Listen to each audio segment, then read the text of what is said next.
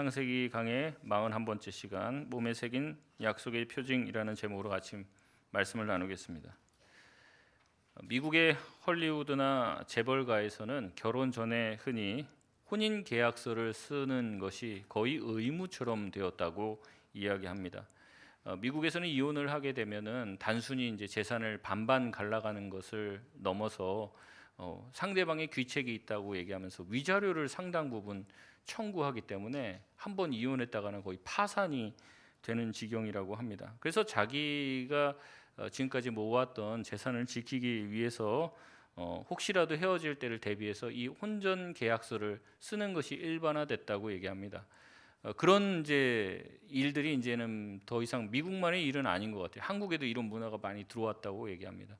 최근에 이제 큰 대기업 총수가 뭐 이런 시비에 휘말리게 돼서 뭐 몇십조가 막 왔다 갔다 하는 이런 상황이 발생을 하니까 이제 많은 상류층에 있는 사람들도 결혼 전에 이 혼전 계약서를 써서 혹시라도 이혼하게 될 때를 대비하려고 하는 생각들과 문화들이 많이 들어왔습니다. 여러분, 그러면은 이 결혼하면서 뭘 생각한다는 거예요? 예, 헤어질 걸 생각하고 결혼을 시작한다는 거예요. 죽을 때까지 뭐 검은 머리 팥불이 될 때까지 산다고 해도 사는 게 쉽지가 않은데 애초에 결혼할 때부터 헤어질 것을 생각하고 이 결혼 생활 잘 유지가 될까요? 어려울까요? 어렵다는 거죠. 지금 한국 사회에서도요, 사람 간의 관계를 거의 이제 경제적인 관계로 생각할 때가 많이 있습니다. 그래서 아까 말했듯이 결혼도 이 결혼을 통해서 이득을 보느냐 손해를 보느냐를 재는 거죠. 왜냐하면 이 사람 직업이 뭐냐, 뭘 가지고 있냐, 집이 있냐, 차 있냐 이런 거 보는 거죠. 그리고 이 사람과 결혼하는 게 나한테 손해가 돼요. 그럼 어때요? 관계를 맺지 않으려고 하는 거죠. 그래서 비슷한 수준에 있는 사람끼리 만나고 살려고 합니다. 그리고 그 사람 잘 나가는 사람인 줄 알았어요. 집도 가지고 있고 차도 가지고 있고 직장도 건실한 줄 알았는데 막상 결혼해서 살아보니까 빚이 많아요. 그럼 어떻게 합니까? 당장 반품하려고 하는 마음이 드는 거예요. 그러니까 관계를 뭘로 보냐면 이 경제적인 문제로 관계를 대하는 거죠. 이런 것들이 우리 안에도 자연스럽게 들어오게 됐습니다. 그래서 사람들과의 관계를 맺어가면서 더 깊어지는 게 아니라 적정한 관계를 두려고 하는 그 생각들이 우리 안에 깊이 다 들어와 있죠. 언제든지 이 사람과 관계를 끊을 수 있고 떠날 수 있다는 생각으로 관계를 갖습니다. 적당한 안정과 거리를 두면서 그 사람들과 이제 관계를 갖는 거예요. 그래서 나에게 지금 득이 될 때는 같이 있어요. 그런데 득이 되지 않으면 어떻습니까? 떠날 생각을 하면선 관계를 맺는다는 거죠. 이것을 소위 안전한 관계다라고 생각을 하며 살고 있습니다. 지혜로운 관계라고 생각을 하고 있는 거죠. 그래서 옛날에는 직장에서 생활하면 굉장히 친밀해지는데 지금은 안 그렇다는 거예요. 왜냐하면 이 직장이라는 게 평생 직장도 아니고 언제 내가 잘리거나 뭐 수틀리면 또 나갈 수도 있으니까 직장에서조차도 관계를 깊이 맺으려고 하지 않습니다. 동호회도 마찬가지고 연애도 헤어질 수 있다라는 생각을 하고 연애를 하니 깊어질 수가 없는 거죠. 심지어 교회와 신앙도 마찬가지입니다. 적절한 거리 두기가 지혜롭다고 생각하며 깊이 들어오지도 않고 그렇다고 멀리 떨어지지도 않는다는 거죠. 근데 문제는 뭐냐? 바로 여기에 우리 인생에 고독이 자리 잡고 있다는 거예요. 여러분, 인생이라는 건요, 인생에서 인간관계를 통해서 우리가 안정감을 누린다는 것은 그 사람과 강하게 연결이 되어 있을 때만 가능한 겁니다. 근데 강하게 연결되면은 상처를 받을 두려움이 있는 거죠. 그러니까 거리를 두는 거예요. 여러분 생각해 보십시오. 내가 언제든지 떠나도 되는 그런 관계는요, 반대로 얘기하면 뭔지 아세요? 내가 언제든지 떠날 수 있는 관계, 그 관계는 내가 언제든지 버려질 수 있는 관계이기도 합니다. 여러분, 그 관계 가운데서 우리가 평안함이 있을까요? 안정감이 있을까요? 여러분, 그렇지 않죠. 이게 굉장한 아이러니입니다. 관계를 통해서 내가 상처받지 않으려고 거리를 두는데 거리를 두니까 이 관계 가운데서 어떠한 유익도 얻지 못하게 된다는 거예요.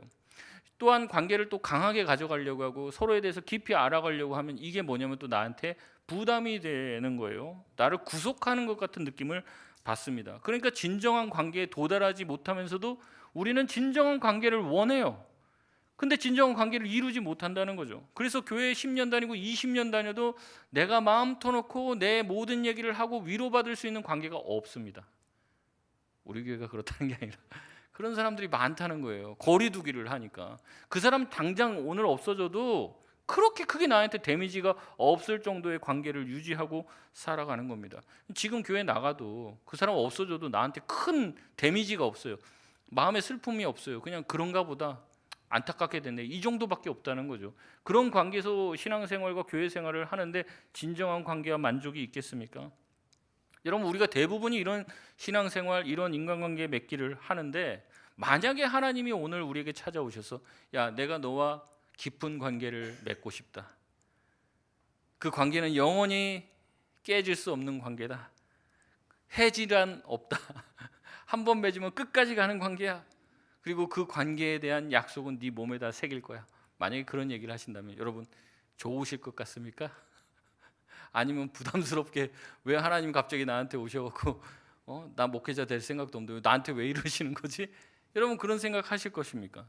하나님이 나와 깊은 관계, 나와 깊은 언약의 관계를 맺겠다, 나와 너와 좀 깊이 알아가길 원한다라고 만약에 얘기하신다면 여러분, 그게 두 손 두 발 들고 환영할 일입니까? 아니면 잠깐만요 하나님, 아직은 좀 아닌 것 같은데요, 저는 그렇게 광신도는 아니에요, 그렇게 난 신실한 사람은 아니에요, 좀 기다려보세요, 좀 생각 좀 하고 계약서 좀 검토 좀 해보고요. 우리가 그렇게 생각하겠냐는 거죠.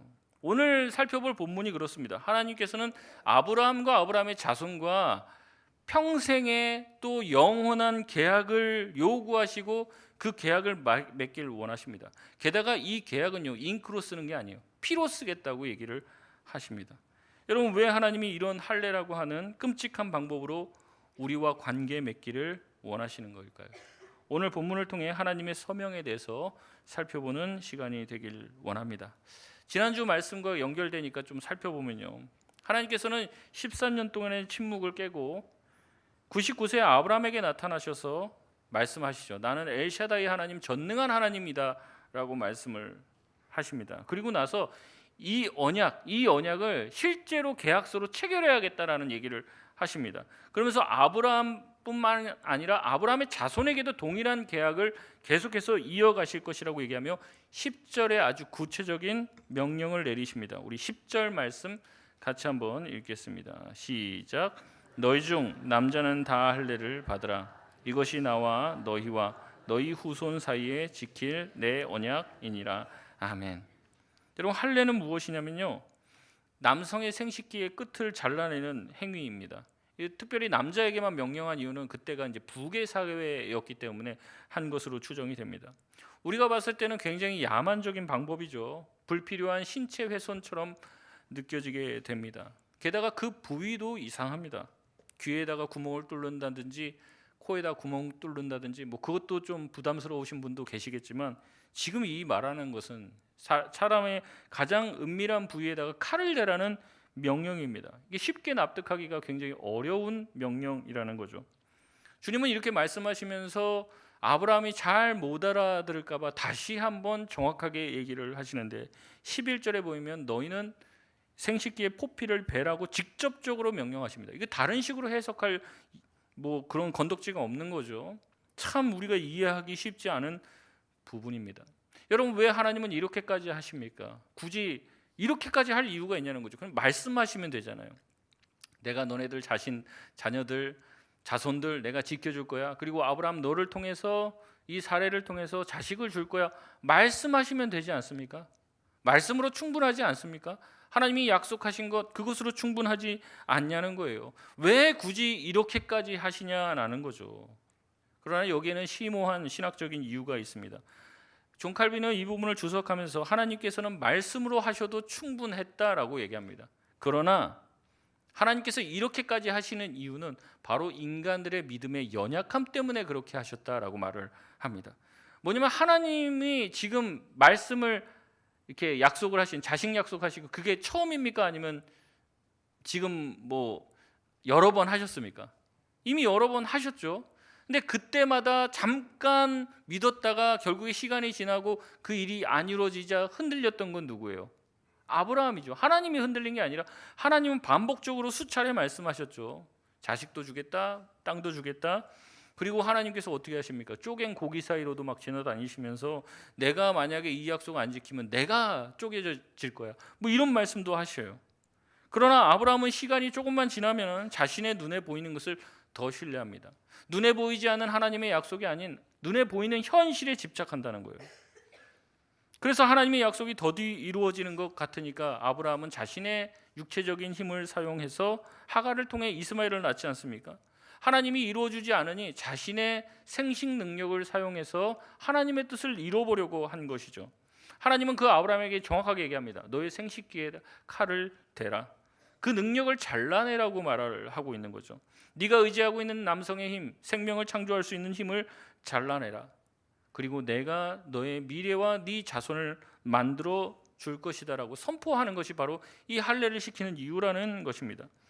다시 말해 할례는요, 아브라함의 입장에서는 내 힘과 내 능력으로 내 인생을 꾸려보려고 했는데 그걸 아예 못하도록 주님께서 다 잘라내버리시는 장면이라는 거죠. 하나님께서는 반드시 아브라함과의 언약을 이루겠다고 서약을 하시는 내용이 바로 할례의 내용입니다. 11절에 특별히 이 할례를 표징으로 삼겠다고 얘기를 합니다. 표징. 이 표징이 히브리어로 오트라고 하는 단어인데 이게 이제 구약성에서 굉장히 많이 나와요. 표징, 표시, 표적, 이적 이렇게 나오는데 이게 다 무슨 뜻이냐면 하나님께서 99세의 이 아브라함에게 할례를 통해서 불가능한 이 아브라함을 통해서 자식이 태어나는 것을 하나님께서 기적으로 뭔가를 가르쳐주는 표적으로 삼겠다는 거죠. 99세의 아브라함, 그 다음에 이 사례, 그 다음에 생식기의 끝을 잘라낸 이 아브라함이 아무것도 생식 능력이 없음에도 불구하고 전능하신 하나님께서 그에게 자식을 주셔서 하나님은 전능하시다는 것을 이 땅에 있는 사람들에게 보여주겠다는 거예요. 나타내겠다는 거죠. 그래서 이것을 기준으로 삼겠다는 말씀을 하고 있는 거죠.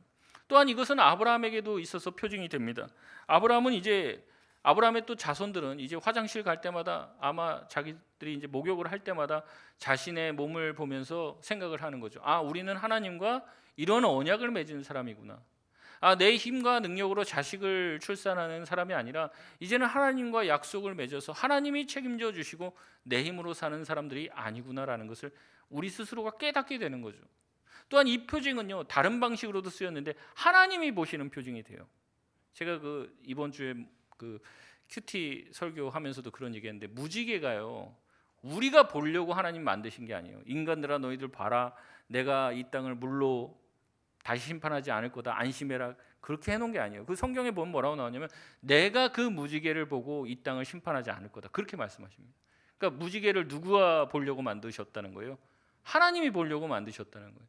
여러분 출애굽기 가면요, 이스라엘 백성들이 출애굽을 할 때 이 마지막 재앙이 문설주에다가 양의 피를 발라놓은 집은 이제 자식이 죽지를 않아요. 근데 그걸 누가 보는 겁니까?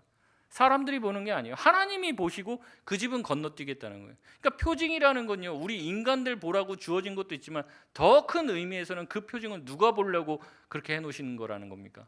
하나님이 보시고 하나님의 약속을 지키시겠다고 다시 한번 재차 3차 하나님이 마음을 먹겠다고 그렇게 말씀하시며 표징을 주시는 거예요.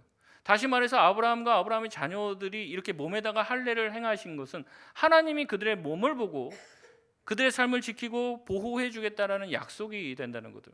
그들의 삶을 인정해 줄 거고 그들을 번성케 할 것이고 하나님이 절대로 그 민족과 가족들을 포기하지 않겠다는 언약의 표징으로 주님은 삼으신 것입니다. 우리도 마찬가지죠. 신앙을 가지고 우리는 더 이상 육체의 할례를 할 필요는 없습니다. 그러나 성경은 계속해서 우리에게 요구하는 게 있어요. 무엇이냐면 마음의 할례입니다. 우리 마음에 있는 불신앙과 하나님을 향해서 가지고 있던 딱딱한 마음을 베어버리고 이제는 새로운 마음과 새로운 정신을 가지고 살아야 한다는 거죠. 예수님을 믿기 전에는 우리가 방탕하게 살았지만 이제는 그때의 삶을 제거해버리고 이제는 새로운 삶을 살으라고 이야기하고 있습니다. 이제는 우리가 새로운 삶을 살아가는 것이 율법주의가 아니에요. 여러분, 왜 우리가 하나님의 말씀대로 살아야 됩니까? 그 말씀대로 안 살면 하나님이 벌하실까 봐요. 이게 이제 율법주의예요. 내가 하나님 말씀대로 안 살면 하나님이 나를 치실까 봐 내가 두려워서 그걸 지키고 있다. 그 율법주의입니다. 반율법주의는 뭐냐? 내가 뭐 막 살아도 하나님한테 가서 회개만 하면 하나님이 다 용서해 주시지. 이것도 이제 반율법주의가 되는 거예요. 근데 이 둘 다가 다 쌍둥이입니다. 뭐냐면 율법을 지키고 지키지 않음으로 내가 하나님한테 어떤 대우를 받게 될 거라는 그런 생각이에요. 근데 그게 아닙니다. 복음은요, 우리가 새로운 마음을 가지게 되었고 할례 받은 마음을 가지게 되었다는 것은 무엇이냐면 이젠 새로운 마음이 된 거예요. 우리가 하나님의 말씀을 지키는 것은 하나님의 기쁨이 되기 위해서 그것을 지키는 거예요. 내가 말씀을 지키고 말씀대로 살려고 하면 누가 기뻐하십니까? 하나님이 기뻐하시니까. 이것 갖고 복 받으려고 하는 생각은 없어요. 왜냐하면 이미 복음 받았잖아요. 예수 그리스도란 복음 받았고 내가 구원이란 복음 받았고 하나님의 자녀가 됐어요. 이미 최고의 복을 받았어요. 무슨 더 복을 바랍니까? 우리가 하나님의 말씀을 지키고 하나님을 위해서 뭔가 헌신하는 이유는 뭡니까? 그 하나님을 기쁘시게 해드리려고. 내가 사랑하는 그 주님, 내가 이렇게 하면 기쁘시겠지, 이렇게 하면 즐겁겠지, 그 마음으로 하는 거예요. 근데 여전히 여러분이 뭔가를 하면 하나님이 좋아하셔서 복을 주시고 뭔가 여러분이 안 하면 하나님 벌을 내리시고, 이미 그건 율법주의에 우리가 아직도 갇혀 있는 거예요. 우리가 하는 모든 것들, 우리가 찬양하고 주일 성수하고 하는 것, 하나님이 기뻐하시니까 그렇게 하는 거예요. 이게 우리가 완전히 할례 받은 마음이 되는 거죠. 그러니까 순종이 기쁘겠습니까? 부담이겠습니까? 기쁨이 되는 거죠. 여러분 이걸 깨달아야 돼요. 신앙생활에서 이거 모르면 순종이 괴로워요. 말씀대로 사는 게 막 죽을 것 같아요. 왜냐하면 내 의지를 막 꺾어야 되니까. 근데 그게 아니라 하나님 때문에 기뻐하고 주님의 은혜에 깊이 잠기게 되면요, 찬양하는 것도 기쁘고 하나님을 위해서 섬기는 것도 기쁘고 복음 전하는 것도 다 기쁨이 될 줄 믿습니다. 이게 바로 할례 받은 마음이에요. 새로운 마음이죠. 이스라엘 백성들 죽을 때까지 율법을 지켰어요. 왜요? 내가 구원에서 탈락될까 봐 덜덜덜덜 떨면서 내가 이 율법 범하면 안 되면 그렇게 살았다는 거예요. 근데 하나님께서 말씀하시는 그 마음 가지고 사는 게 아니라는 거예요. 우리가 주님의 말씀을 지키는 것, 주님이 싫어하는 것 안 하는 것, 왜 그렇습니까? 주님의 마음에 흡족하기 위해서 그렇게 하는 거죠. 자발적인 마음에서 그렇게 하는 것이죠. 주님은 이것을 요구한다는 겁니다. 또한 이 할례는 언제 행해야 된다고 말합니까? 우리 12절 말씀인데 같이 한번 읽겠습니다. 시작. 너희의 대대로 모든 남자는 집에서 난 자나 또는 너희 자손이 아니라 이방 사람에게서도 돈으로 산 자를 막는 난지 8일 만에 할례를 받을 것이라. 아멘. 하나님은 난지 8일 만에 할례를 명하시는데 고대 근동에도 사실 이 할례라는 문화가 있습니다. 지금도 무슨 뭐 아프리카라든지 이런 데 가면 할례 문화가 있다고 얘기를 해요. 근데 이제 보면은 그런 지방에 있는 할례 문화는 주님이 말씀하시는 할례 문화랑 전혀 다릅니다. 이게 무엇이냐면 거의 성인식의 일종이에요. 그래서 이 아이가 만 한 13세 정도가 되었을 때 이제 얘가 사냥도 하고 가정을 꾸릴 수 있는 사람이 되었다라는 어떤 그런 성인식의 일종으로서 몸에다가 할례를 행하는 문화가 있었습니다. 근데 지금 주님 말씀하시죠. 난지 8일 만에 할례를 하라고 얘기합니다. 뭔가를 하고 뭔가 능력이 됐을 때 할례를 하는 것이 아니라 이런 성인식이 아니라 하나님과의 언약식이라고 주님은 가르쳐 주고 계시는 거죠. 여러분 난지 8일 만에 된 아이가 무슨 신앙 고백을 하고 하나님 사랑한다 뭐 얘기를 하고 고백할 수 있겠습니까? 아무것도 할 수 없어요. 난지 8일 만에 하나님의 것이고 내가 네 인생을 책임져 주겠다는 할례를 몸에 행하는 것은 그가 바로 아브라함의 자손이었기 때문에 그렇게 하는 겁니다. 그러니까 아브라함이 자손을 태어났기 때문에 하나님이 내가 너를 지켜주고 보호해 주겠다는 것을 몸에 새기는 거예요. 그리고 하나님이 그것을 보고 그 사람을 지켜주겠다고 약속을 해 주시는 것입니다. 아이는 울기밖에 안 하죠. 아무것도 한 것이 없어요. 여러분 여기에 기반하여서 우리가 그 유아 세례를 주는 겁니다. 다른 교단에서 유아 세례 안 줘요. 다른 교단에서는 왜 안 주냐면은 그 애가 신앙 고백을 해야지 주죠. 침례교나 감리교나 다른 데 가보서 유아 세례 얘기하면 그거 잘못됐다. 성경에 유아 세례가 어딨냐. 그렇게 얘기를 해요. 왜냐하면 그 애가 무슨 신앙 고백을 했습니까? 뭔가 예수 믿겠다고 했어요. 근데 우리가 유아 세례 주는 이유는 뭡니까? 그 부모가 예수를 믿으니까, 그 부모가 신앙을 가졌으니까 그 자녀도 하나님께서 택하셨다라는 것을 믿고 믿음의 인을 치는 거죠. 그것이 바로 유아 세례 아닙니까? 그 아이는 한 것이 하나도 없습니다. 하지만 그 어린아이에게 하나님께서는 할례의 징표를 새겨 놓아 내가 이 아이를 책임지고 앞으로도 돌볼 것이라는 은혜의 도장을 찍는 것이죠. 우리가 하나님과의 관계에서 지는 부분이 바로 이 부분인 거예요. 내가 뭔가 죄를 짓고 내가 하나님이 기뻐하시지 않는 것을 하면 하나님이 나를 미워하고 나에게 벌 주실까 봐 우리가 두려워합니다. 그러나 복음은 우리에게 말하는 거죠. 우리의 어떠함과 상관없이 하나님이 우리를 사랑해 주시고 우리를 지켜주시고 보호해 주시고 우리가 죄인 되었을 때 우리를 위해서 십자가에 죽으셨다고 주님은 말씀하고 있습니다. 할례가 복음인 이유가 바로 그건 거예요. 할례가 난 지 8일 만에 아무것도 하지 않은 그 아이에게 할례를 행하여서 내가 너의 보호자가 될 것이다. 내가 너를 지키고 네 자손을 풍성하게 만들 것이다. 하나님께서 그 약속을 맺으시고 기억하신다는 거예요. 난 지 8일 만에 아무것도 안 한 자에게 이런 약속을 주시는 것, 그리고 이 약속은 영원히 파기되지 않는 영원한 언약이 되리라 하나님은 말씀하고 있는 것입니다. 정리하면 이렇습니다. 99세가 된 아브라함에게 있어서 할례는 이거예요.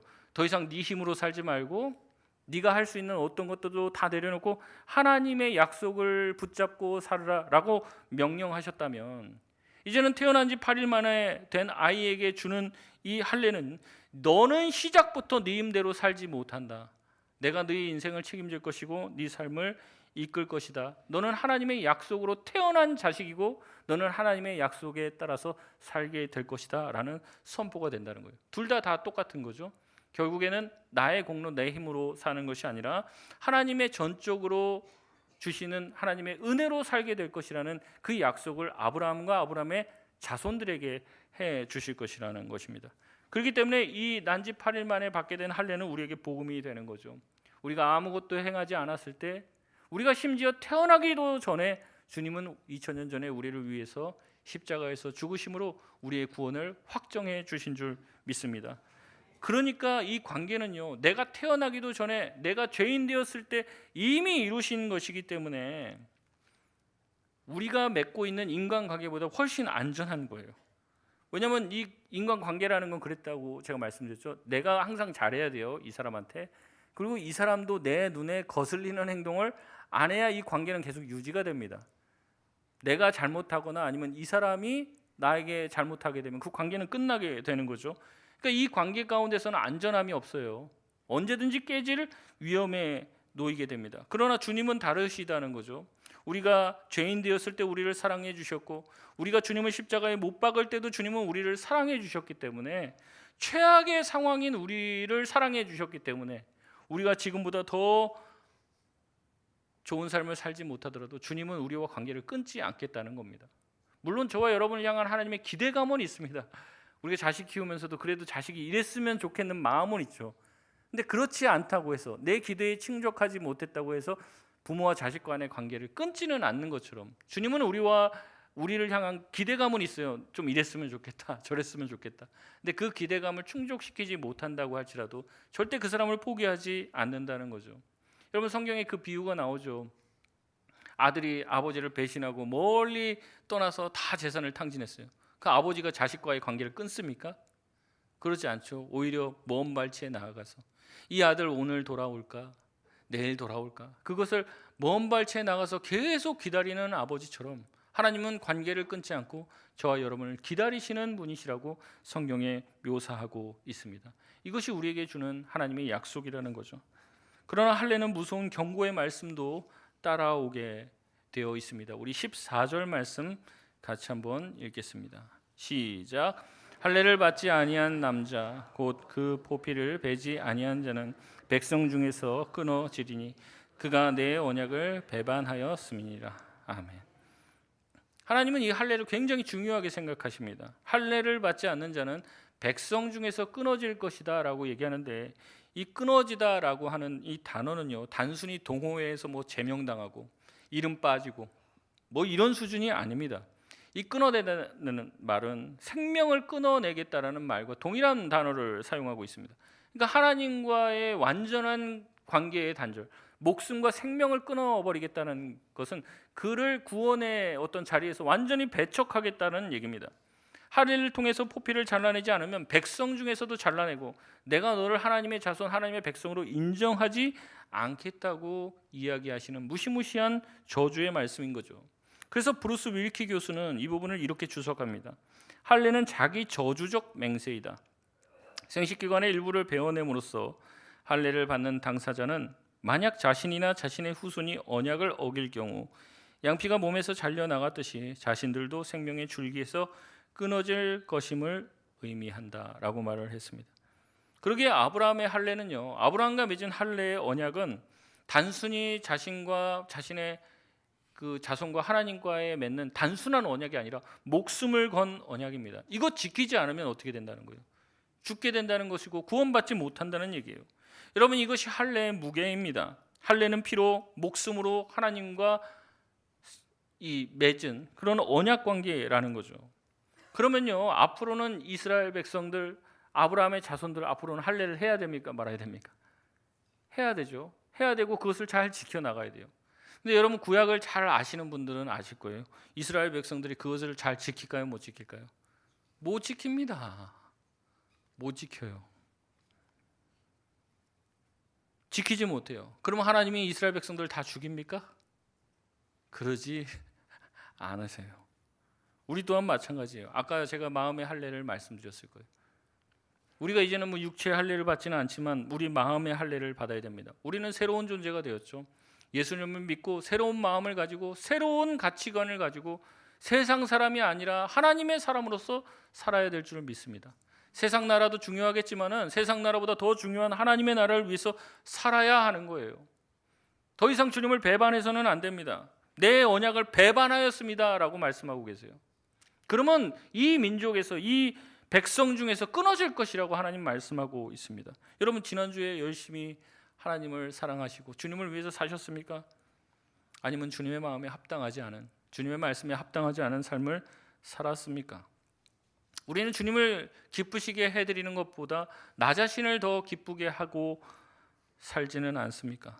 우리는 끊임없이 주님을 배반할 때가 많죠. 하나님은 말씀하십니다. 할례라는 것은 나를 의지하는 게 아니라 하나님을 의지하면서 산다는 거예요. 근데 우리가 정말 하나님을 의지하면서 내 힘은 내려놓고 포기하고 사냐는 거죠.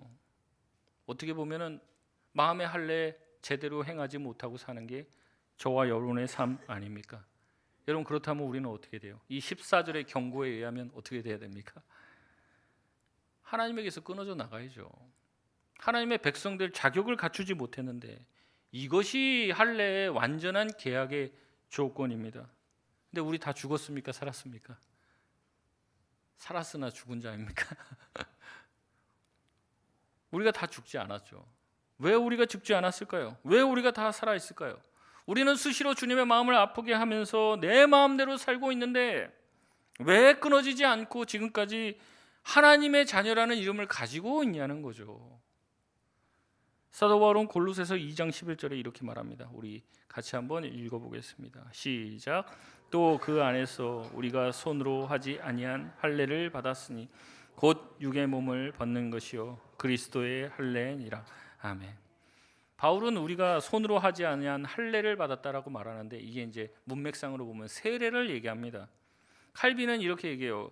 할례는 피 흘리는 세례였고 세례는 피 없는 할례였다라고 말을 합니다. 할례와 세례가 외형은 다르지만 그 근본적인 내용은 똑같아요. 새로운 사람이 되었다는 거예요. 새로운 사람. 새 사람이 되었으니까 새로운 가치와 새로운 시각을 가지고 살아야 한다는 거죠. 그것이 어떻게 이루어졌냐? 바로 그리스도의 할례를 통해 이루어졌다라고 얘기합니다. 그리스도의 할례, 곧 십자가에서 우리를 위해서 죽으신 거죠. 왜 죽으셨냐? 그리스도의 할례가 도대체 뭐냐? 아까도 말씀드렸어요. 여러분, 우리가 할례를 제대로 행하지 못하고 제대로 지키지 못하면 어떻게 돼요? 어떻게 된다고 했습니까? 끊어져 나가야 된다. 목숨이 끊어져 나가고 찢겨져 나가야 된다. 바울은 얘기하는 겁니다. 우리가 그 할례를 받았는데 그것을 지키지 못했어요. 그럼 우리에게 임하는 건 뭡니까? 형벌이죠. 끊어짐이에요. 근데 그걸 누가 당했다는 겁니까? 그리스도께서 당하셨다는 거예요. 그래서 그리스도의 할례라는 표현을 쓰는 거예요. 주님께서 십자가에서 우리 대신 끊어짐의 고통을, 그 저주를 다 당하신 겁니다. 여러분, 주님께서 십자가에서 마지막 하신 말씀이 무엇입니까? 엘리 엘리 라마 사박다니, 나의 하나님 어찌하여 나를 버리셨나이까. 신학자들은 얘기합니다. 이게 뭐냐면 신성의 찢기심이라는 거예요. 신성의 찢기심. 하나님, 성부 하나님과 성자 예수님이 단 한 번도 떨어져 계신 적이 없으신데 이 순간만큼은 할례의 저주를 받아 찢겨져 나가심이 되셨다는 거예요. 예수님이 그 찢겨져 나가는 고통을 경험하셨다는 거예요. 원래는 누가 찢겨져 나갔어야 됩니까? 저와 여러분 아닙니까? 우리가 지은 죄로 인해서 우리가 새 사람이 되었다고 하면서도 그렇게 살지 못하는 우리 때문에 주님께서 형벌을 당하셨습니다. 예수님께서 온몸으로 그 찢기심을 다 받아내셨습니다. 예수님이 하나님으로부터 찢겨져 나가심을 통해 우리가 받아야 될 할례의 저주가 예수님에게 성취가 된 것이고, 주님의 찢기심으로 말미암아 오히려 우리가 하나님께 접붙임을 받게 된 것이죠. 내가 어긴 약속의 칼날을 예수님께서 대신 맞으신 것입니다. 그러니 우리는 어떻게 살아야 될까요? 어떻게 살아야 됩니까? 주님을 기쁘시게 해야 되는 거죠. 왜냐하면 내가 맞아야 되고 내가 당해야 될 형벌을 다른 사람이 옥살이하고 다른 사람이 다 사형 언도를 당해서 다른 사람이 다 그 모든 형벌을 받았는데 우리가 어떻게 살아야 되는 거냐고요. 우리가 왜 순종을 못하는 줄 아십니까? 결국에 우리가 순종 못하는 이유는요, 내가 의지가 박약해서 그런 게 아니에요. 우리가 주님께 어떠한 사랑과 용서를 받았는지 우리가 잘 모르기 때문에 그렇습니다. 하나님께 얼마나 큰 사랑과 용서와 그 주님이 내가 당해야 될 그 고통을 대신 당했다는 것을 우리가 안다면 이렇게 살 수는 없는 거죠. 어떻게든 그 주님 앞에 내가 당해야 될 모든 수치와 고난들을 주님이 다 당하셨으니까 내가 이제는 주님 더 이상 마음 아프게 하지 않고 주님 기쁘시게 해드릴 수 있는 삶을 살게요. 우리가 그렇게 살겠죠. 근데 우리가 그걸 잘 몰라요. 그래서 여전히 마음의 할례를 제대로 받지 못했습니다. 그래서 순종을 하는데 그냥 꾸역꾸역 어쩔 수 없이 그냥 순종하고, 어쩔 수 없이 찬양하고, 어쩔 수 없이 교회 나오고, 맡았으니까 그냥 꾸역꾸역 해내는데 그거 하나님도 원하지 않고 우리도 원하지 않는 거잖아요. 근데 그게 은혜 받은 사람의 모습입니까? 할례 받은 사람의 모습이에요? 아니잖아요. 저와 여러분 정말 새로운 사람이 되시길 바랍니다. 주님께서 내가 맞아야 될 칼날을 대신 맞으셨습니다. 그리고 우리를 살려주셨고 구원의 자리에, 하나님의 자녀의 자리에 우리를 세워주셨어요. 얼마나 감사합니까? 찬양이 터져 나오는 거죠. 주님을 위해서 뭘 내가 해볼까? 이런 생각을 하는 거죠. 여러분 다윗을 보면 그렇잖아요. 하나님 뭐 안 시키지 않은 걸 한다니까요. 시킨 걸 하는 게 아니라 하나님 어떻게 하면 하나님이 기뻐하실까? 생각해 보니까 나는 너무 좋은 집에서 살고 있어요. 근데 하나님의 집은 초라해요. 하나님의 집은 뭐 비세고 물세고 막 이래요. 그러니까 그 집을 어떻게든 해드리고 싶은 거예요. 그러니까 하나님이 벌컥 화를 내시죠. 내가 언제 집 지어달라고 했냐? 이 세상이 다 내 집이고 내 발등상 밑에 있는데 그런 거 하지 마라. 근데 마음으로는 어떻게 해요? 기뻐하시는 거예요. 네가 나를 그렇게 생각하는구나. 우리는 하나님을 얼마나 생각합니까? 나만 생각하고 내 자식만 생각하죠. 하나님이 아니라, 나를 위해서 목숨 버리신 예수님이 아니라. 여러분 우리가 달라져야 할 줄 믿습니다. 마음의 할례를 받으시길 바랍니다. 우리 안에 있는 두껍게 쌓여져 있는 마음의 폭피를 벗겨내시고 주님이 기뻐하시는 길을 걸어갈 수 있는 저와 여러분 되시길 바랍니다. 말씀을 맺겠습니다. 왜 우리는 깊은 관계, 영원한 관계를 두려워할까요? 결국에 상처받을까 봐 그런 거 아닙니까? 더 깊어졌다가 저 사람한테 상처받으면 이거 떼내기가 힘드니까 손해볼까 봐 막 그러는 거 아닙니까? 여러분 왜 우리가 하나님 앞에 깊이 나아가지 못합니까? 왜 하나님과 적당한 거리 두기를 합니까? 하나님을 떠날 생각을 하고 있지는 않습니까? 내가 지금 이렇게 기도하고 있는데 이거 들어주면 하나님과 더 가까워질 거예요. 하지만 안 들어줘? 그러면 나 교회 안 나갑니다. 떠날 준비를 하고 있는 거죠. 마음에 언제든지 출구를 마련해 놓고 신앙생활을 하고 계십니까? 그 주님께서 오늘 저와 여러분에게 얘기합니다. 나는 네 안으로 들어가고 싶다. 내가 문을 두드리고 있지 않냐? 나는 네 안으로 들어가고 싶다. 너와 더 깊이 사랑의 관계를 나누고 싶고 너와 깨지지 않는 언약을 맺고 싶다. 근데 우리는 그 주님을 대하는 태도가 어떻습니까? 여전히 조건적이고 여전히 관계적이라면 세상과 똑같은 거죠. 세상은 우리가 쓸모 없어지면 버리죠. 우리 때문에 만약에 손해를 입을 것 같으면 쫓아냅니다. 그래서 모든 관계가 불안불안한 거예요. 하나님은 영원한 언약의 관계로 저와 여러분을 초대하십니다. 그것은 예수님의 피로 새겨진 계약서이기 때문에 그렇습니다. 혹시 주님과 잘못된 관계 가운데서 주님과 적당한 관계 유지를 통해서 뭔가 하나님이 주시는 은혜를 충분히 공급받지 못하고 계신다면 오늘 주님께서 내미신 계약서에 여러분께서도 함께 피로 서명하시길 바랍니다. 더 이상 주님 때문에 내가 손해볼까? 두려워할까? 내가 그러다 광신도 되는 거 아니야? 그런 생각하지 마시고 주님께서 주시는 말씀, 주님께서 주시는 언약 관계 가운데로 깊이 들어가실 수 있길 바랍니다. 더 이상 종교 소비자가 아니라 하나님의 자녀가 되시길 바랍니다. 주님 부르기만 해도 좋은 이름 주님, 하나님, 주님이 계시기에 너무나도 평안합니다. 감사합니다. 주님이 내가 어떤 모습이어도 나를 붙잡아 주시고 인정해 주실 줄 믿습니다. 그런 마음에서 산다면 우리 마음이 얼마나 평안하겠어요.